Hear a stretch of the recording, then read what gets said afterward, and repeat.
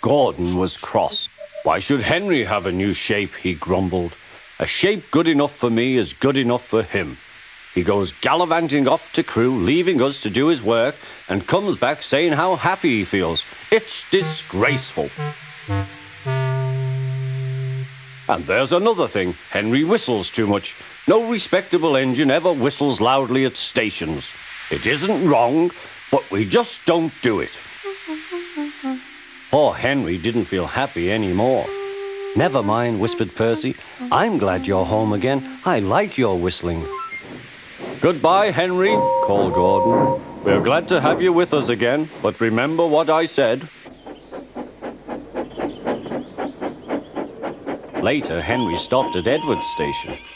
Hello, Henry, said Edward. You look splendid. I was pleased to hear your happy whistle yesterday. Thank you, Edward, smiled Henry. Shh, shh. Can you hear something? It sounds like Gordon, said Edward, and it ought to be Gordon.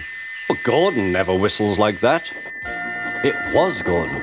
He came rushing down the hill at a tremendous rate. He didn't look at Henry, and he didn't look at Edward. He screamed straight through the station and disappeared. Well, said Edward. It isn't wrong, chuckled Henry, but we just don't do it. And he told Edward what Gordon had said.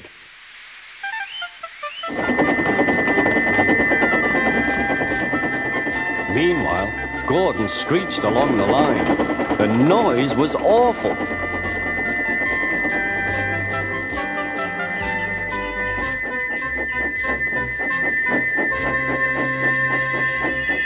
At the station, everyone held their ears. The Fat Controller held his ears too. Take him away, he bellowed, and stop that noise! Gordon puffed sadly away, but he wouldn't stop whistling until two fitters climbed up and knocked his whistle valve in place. That night, Gordon slunk into the shed. He was glad it was empty. It isn't wrong, murmured Henry to no one in particular, but we just don't do it. No one mentioned whistles. Next morning, Henry was enjoying himself enormously.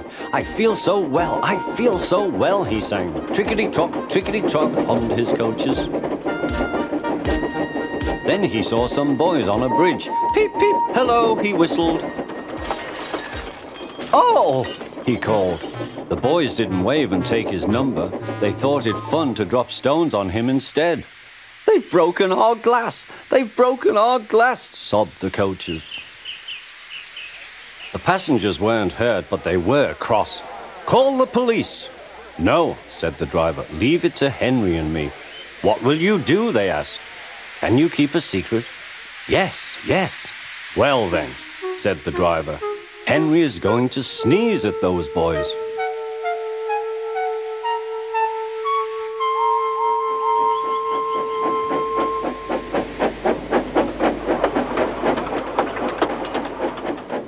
Lots of people were waiting at the station just before the bridge. They wanted to see what would happen. Henry has plenty of ashes, said the driver. Please keep all windows shut till we have passed the bridge. Henry is as excited as we are, aren't you, old fellow? Henry was feeling stuffed up. Soon they could see the boys, and they all had stones. Are you ready, Henry, said his driver. Sneeze hard when I tell you. Now, he said. Achoo, shoo!